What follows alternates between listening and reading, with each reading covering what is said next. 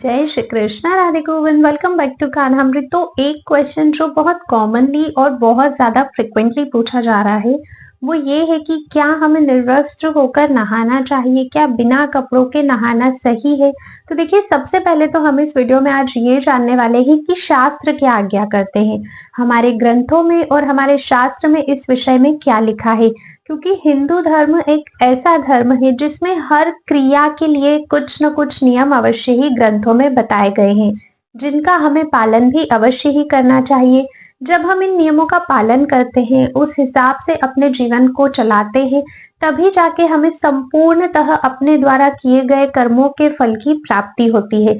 काफी सारे लोग सोचते हैं, जैसे सुबह सुबह उठे, अगर आपने स्नान नहीं किया है, देखिए सबसे पहला कार्य तो जो होता है दिन की शुरुआत का, वो स्नान से ही होता है।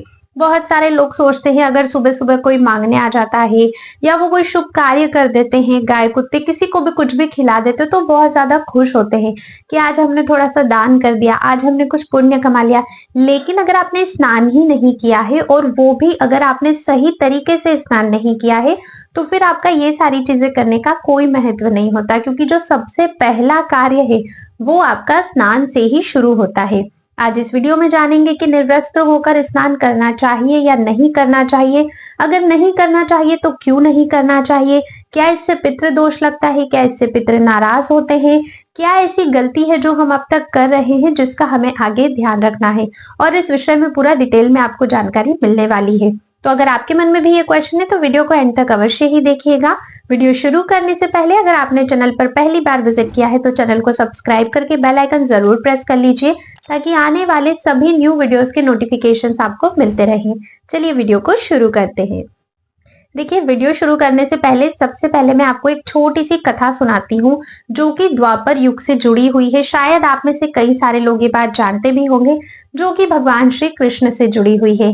एक बार द्वापर युग में जब भगवान श्री कृष्ण ने अवतार लिया था और वे अपनी बाल लीलाएं कर रहे थे, तब जो ब्रज की गोपियां थी वो एक बार यमुना नदी में स्नान करने के लिए जाती है। और वे सभी जितनी भी गोपियां थी वे निर्वस्त्र होकर उस समय स्नान कर रही होती है। तभी हमारे जो छोटे से बाल कृष्ण थे, उन्होंने उन सभी गोपियों के वस्त्र चुरा लिए, जिसे कि चीर हरण लीला के नाम से हम लोग जानते हैं। अगर आप आज भी वृंदावन जाओगे तो वहां पर आपको चीर घाट के दर्शन भी होंगे, जहां पर ये लीला हुई थी। अब भगवान ने उनके वस्त्र क्यों चुराए थे, ये जानना सबसे ज्यादा इंपॉर्टेंट है। जब वे सभी गोपियां स्नान करके अपने वस्त्र ढूंढने लगी और उन्हें वस्त्र नहीं मिले, इधर उधर देखने लगी और वे बहुत ही डर गई, क्योंकि वे सभी निर्वस्त्र थी। उनके पास वस्त्र नहीं होंगे तो वे बाहर कैसे आएंगी पानी से। तभी उन्होंने देखा कि पेड़ पर उनके वस्त्र टंगे हैं और साथ ही में वहां बाल कृष्ण बैठे हुए हैं। सभी गोपियां भगवान श्री कृष्ण से प्रार्थना करने लगी। तब भगवान श्री कृष्ण ने उन्हें कहा कि ये वस्त्र मैंने इसलिए चुराए हैं क्योंकि तुम लोगों ने जल के देवता वरुण के प्रति एक बहुत बड़ा अपराध किया है। और वो अपराध ये है कि तुम लोग जल में, नदी में निर्वस्त्र होकर स्नान कर रही हो, जिससे जल के देवता वरुण का बहुत बड़ा अपराध तुम लोग कर रहे हो। इससे वरुण देवता रुष्ट होते हैं। देखो, अब यहाँ पर ये चीज तो हमें समझ में आ गई कि निर्वस्त्र अगर हम स्नान करते हैं किसी भी नदी या जलाशय या कहीं भी खुली जगह में, तो वरुण देवता उससे नाराज होते हैं। लेकिन क्या जल सिर्फ नदी में ही होता है? क्या हम घर पर जिस जल से स्नान करते हैं वो जल नहीं होता? क्योंकि काफी सारे लोगों का ना ये भी डाउट रहता है कि जब हम बाहर है, नदी स्नान कर रहे हैं, तब हम खुले में है, तब हमें वस्त्र धारण करना कंपलसरी होता है। लेकिन जब हम घर में होते हैं, अपने वॉशरूम में होते हैं, तब तो हम अकेले होते हैं, तो ऐसा कुछ नहीं है। तो अभी मैं इस तर्क को समझाती हूँ।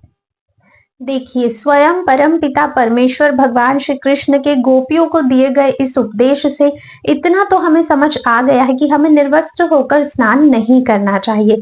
भगवान स्वयं हमें ये बता रहे हैं, ठीक है। अब दूसरा क्वेश्चन ये आता है कि क्या नदियों के लिए ये है या फिर घर के लिए भी है। तो देखिए, घर पर जब आप अपने वॉशरूम में अकेले भी रहते हो, क्योंकि हर कोई आजकल वॉशरूम में ही स्नान प्रेफर करता है और वहीं पर अधिकतर लोग करते भी हैं। पहले के टाइम पर होता था कि सब लोग नदियों पर जाते थे, लेकिन आपको ऐसा लगता है कि आपके वॉशरूम में आप अकेले हो या आपको कोई देख नहीं रहा, लेकिन प्रकृति आपको हर रूप में, हर समय और हर क्षण देखती है। परमात्मा आपको हर रूप में, हर समय और हर क्षण देखता है। और सबसे बड़ी बात, जिस जल से आप स्नान कर रहे हो उस जल के देवता है वरुण देव। और जब उस जल से आप स्नान कर रहे हो तो वरुण देव तो आपको देख ही रहे हैं, तो उनके प्रति कितना बड़ा अपराध हम लोग कर रहे हैं। किसी भी देवता के प्रति किया गया अपराध भी फिर आगे जाकर हमें बहुत कष्टकारी होता है। तो इस चीज को अब आप लोग समझ लीजिए कि चाहे आप बाहर हो या फिर आप घर में हो, निर्वस्त्र होकर तो स्नान नहीं करना चाहिए। अब काफी सारे जो इंटेलिजेंट लोग हैं उन लोगों का यहाँ पर क्वेश्चन आता है कि अब अगर वस्त्र पहन के स्नान करेंगे तो फिर स्नान हुआ ही कैसे, शरीर की क्लीनिंग कैसे होगी, हमारे शरीर की गंदगी कैसे साफ होगी अगर वस्त्र ही डालकर हम स्नान करेंगे। तो देखो उन लोगों के लिए आंसर ये है कि आपको पूर्णतः वस्त्र पहनकर स्नान करने के लिए सबसे पहले तो किसी ने नहीं बोला है। दूसरा ये कि यहाँ शास्त्रोक्त बात ये हो रही है कि कुछ न कुछ वस्त्र आपके शरीर पर होना चाहिए।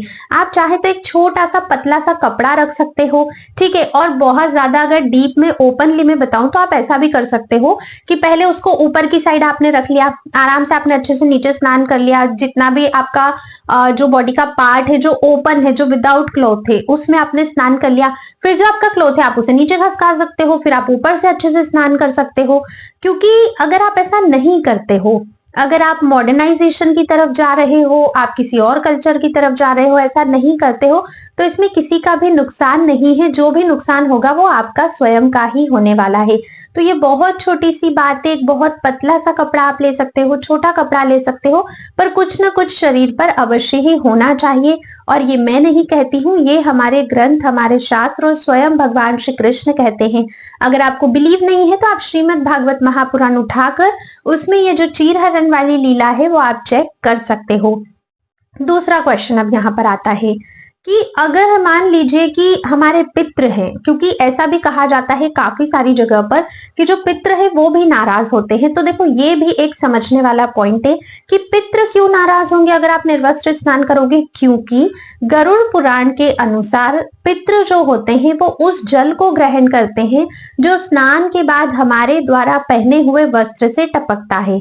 आपने कभी भी देखा होगा कि कभी भी पितरों का तर्पण या पिंडदान कहीं भी नदी पर किया जाता है तो जिस कपड़े को पहनकर आप लोग स्नान करते हो, जो भी वहां के पुरोहित ब्राह्मण होते हैं वे आपको उसको झटकने को या निचोने को या उसको उतारने को मना करते हैं, उसे टपकने दिया जाता है। वो इसीलिए क्योंकि जब भी कभी भी कहीं भी हम लोग स्नान करते हैं तो हमारे पितर आसपास होते हैं, इस आस में कि हमारे वस्त्र से जो बूंदे टपकेगी पानी की उसको वो लोग ग्रहण करेंगे और उससे उनकी जो प्यास है उसकी तृप्ति होगी। अब अगर आप क्लोथ ही नहीं डालोगे बॉडी पर, अगर आप निर्वस्त्र होकर स्नान करोगे तो पितरों को तृप्ति कैसे होगी। ऐसे में जो पितर आए हैं कि उन्हें वो पानी की बूंदें मिलेगी, उन्हें तृप्ति होगी, वे रुष्ट होकर आपके पास से वापस चले जाएंगे। और जब पितर हमसे रुष्ट होते हैं तो वे हमें श्राप भी देते हैं, जो पितृ दोष के रूप में हमें फलित होता है। तो ये बात तो 100% सत्य है कि अगर हम लोग निर्वस्त्र होकर स्नान करते हैं तो उससे भी हमारे पितृ रुष्ट होते हैं। और आपको पता है कि बाकी जितने भी देवी देवता हैं, जैसे माता लक्ष्मी है, क्योंकि माता लक्ष्मी भी सदा सर्वदा हर कहीं से आपको देख रही है, सभी देवी देवता हमें देखते हैं, हम मनुष्य एक दूसरे को नहीं देख पाते, सभी लोग हमसे रुष्ट होते हैं। कहते हैं कि अगर जो भी व्यक्ति निर्वस्त्र होकर स्नान करते हैं उनके घर में सुख समृद्धि कभी भी हमेशा के लिए नहीं बनी रहती, मतलब वो स्थायी नहीं रहती है। सुख रहेगा तो दुख भी, ये तो खैर है ही मनुष्य के लाइफ साइकिल में कि सुख दुख आते हैं, लेकिन जितने हिसाब से आप कर्म कर रहे हो उस हिसाब से आपको उसका जो फल है वो नहीं मिलता है, सिर्फ एक छोटी सी गलती से। तो इस बात का आपको विशेष ध्यान रखना है। आई होप ये जो 2-3 एग्जाम्पल्स मैंने दिए हैं इनसे आपके मन का अब ये जो डाउट है कि क्या आपको कपड़े पहन कर नहाना चाहिए या बिना कपड़े पहन कर नहाना चाहिए, अगर बिना कपड़े पहने नहा रहे हैं तो क्या दोष लगेगा, क्या फर्क पड़ेगा और हमें ऐसा क्यों नहीं करना चाहिए, वो डाउट पूरी तरह से क्लियर हो चुका होगा। अगर अभी भी आपके मन में कोई भी प्रश्न है, संशय है तो प्लीज आप मुझे कमेंट करिएगा, मैं आप सभी के कमेंट के आंसर्स देने की पूरी कोशिश करूंगी। अगर थोड़ा भी आप लोगों को ये वीडियो पसंद आया है तो इसे ज्यादा से ज्यादा शेयर कीजिए ताकि उन सभी लोगों तक ये आंसर पहुंच सके जिन लोगों के मन में भी ये डाउट बना रहता है। अगर वीडियो और थोड़ा पसंद आया है तो लाइक किए बिना बिल्कुल भी मत जाइएगा। एंड आई होप आप लोगों ने चैनल को तो अभी तक सब्सक्राइब कर ही दिया होगा। अब हम मिलेंगे नेक्स्ट वीडियो में, तब तक के लिए राधे राधे।